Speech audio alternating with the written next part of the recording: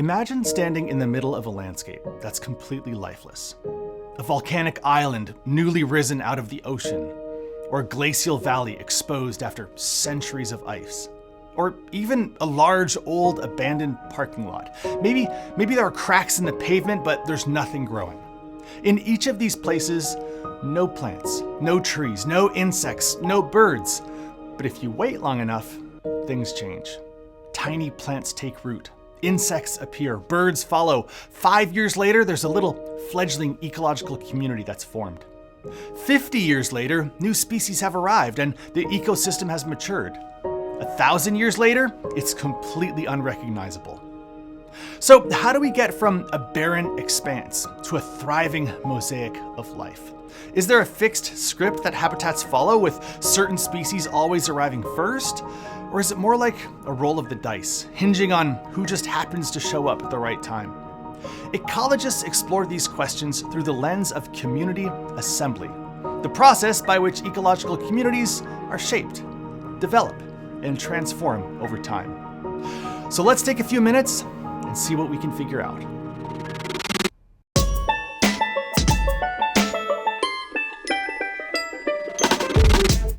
We're going to start our exploration of community assembly by looking at islands. Islands provide unique opportunities to study community assembly because they're discrete patches of habitat that aren't directly connected to anything else. And when they appear, seemingly out of nowhere, from something like volcanic activity, there's a blank slate upon which to observe and explore the ideas of assembly.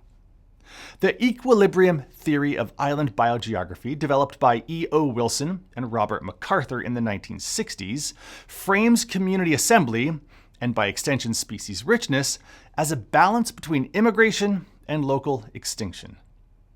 The probability of a species successfully colonizing an island depends on two factors. First, the distance of the island from the mainland, or the source of immigration. Closer islands receive more colonizing species, while remote islands have fewer new arrivals. And second, the island size. Larger islands tend to support more species because they offer more habitat niches and can sustain larger populations, reducing extinction risk. In this view, an island doesn't accumulate species indefinitely.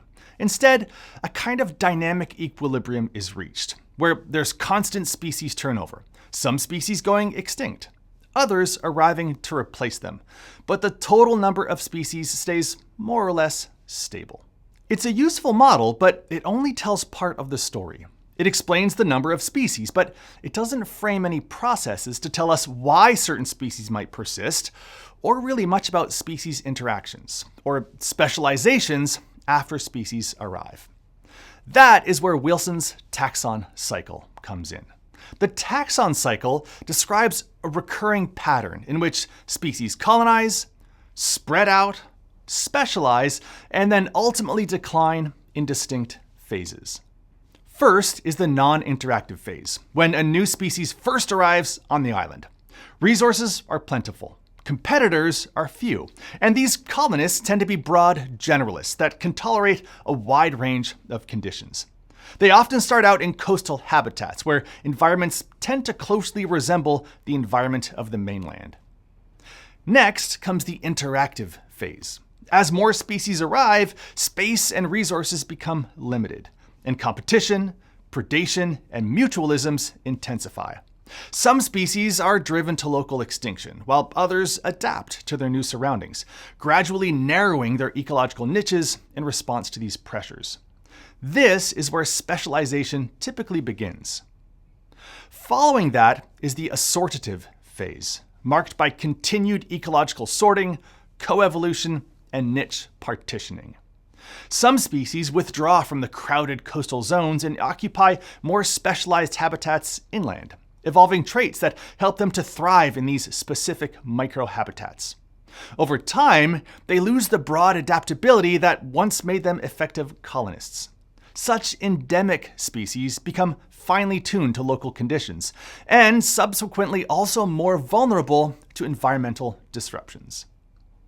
Finally, there's the evolutionary phase, where some of these highly specialized species may face extinction if conditions shift or new colonists can outcompete them. Their disappearance clears the way for yet another wave of arrivals from the mainland, renewing the cycle.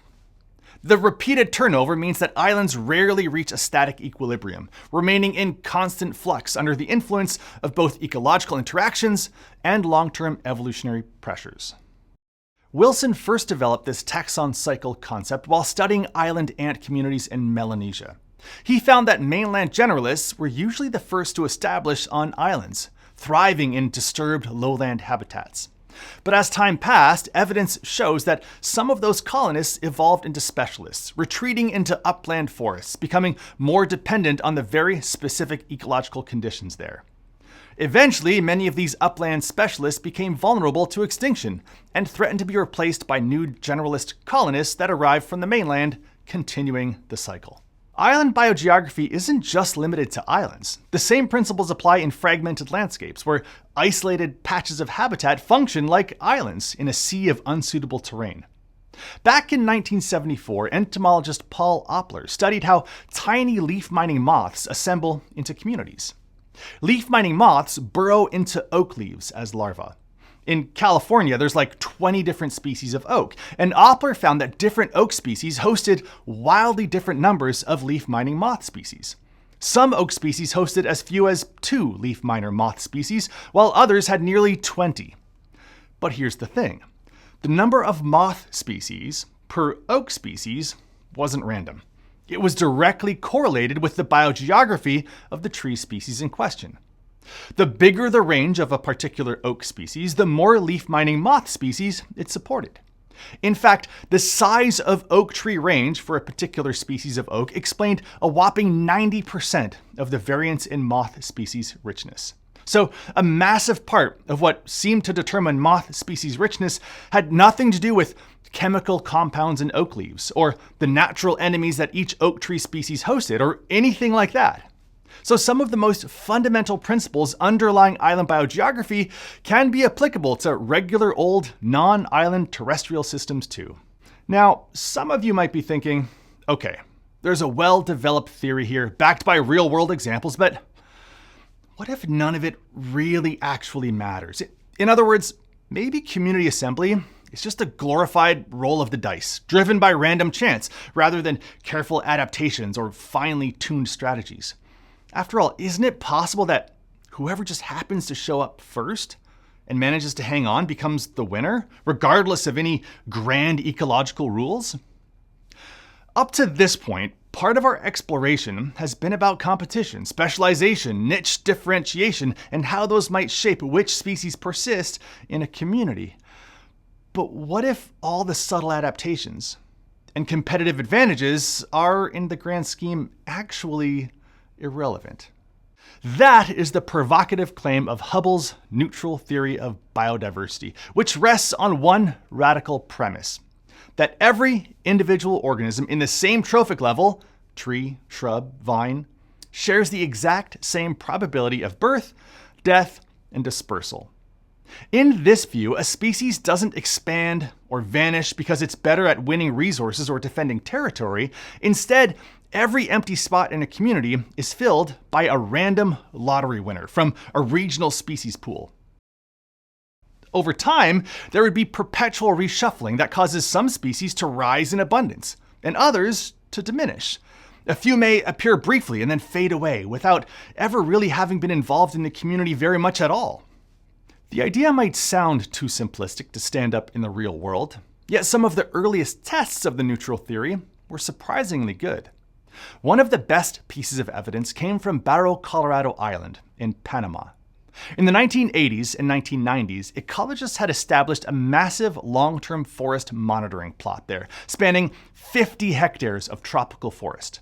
Essentially, every tree, more than 200,000 individual stems across hundreds of species, it was all mapped, identified, and recensused periodically. When Hubbell compared the actual numbers of common versus rare species on Barro Colorado Island to what his neutral model predicted, the two lined up by as much as 99% in some analyses. In other words, Nearly every species abundance, from the most widespread to the scarcest, matched the neutral theory model's predictions.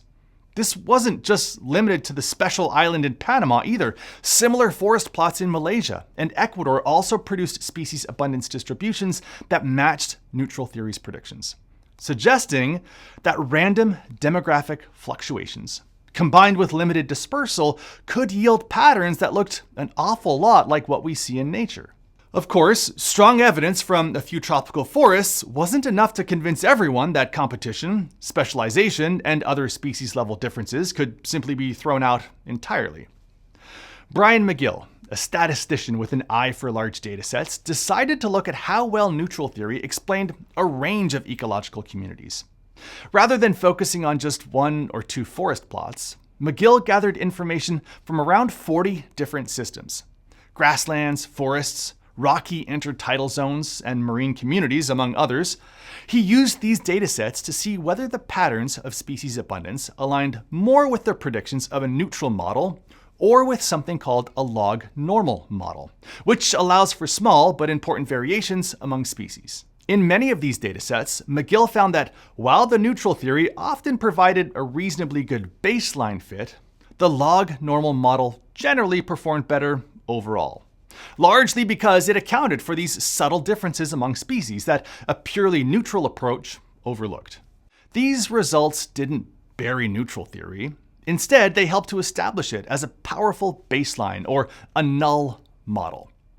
By assuming ecological equality, neutral theory sets up a clear backdrop for identifying where species identity really does matter. Wherever nature deviates strongly from neutral predictions, we can be more confident that competition, specialization, or environmental filtering is actually tipping the balance. In the end, the debate over neutral theory underscores an emerging consensus. Community assembly appears to involve both stochastic or random processes like drift and dispersal, and the more classical niche-based factors that you might think of, like competition and environmental pressures. Which process dominates will likely depend on the system, the scale of observation, and even the point in time that you happen to take your measurements. Neutral theory reminds us that chance can carry communities a surprisingly long way, while McGill's findings confirm that ecological differences among species still matter, just not always in the way or on the timescales that we might expect. Well, that's enough for one day. Thanks for tuning in. I'll see you next time.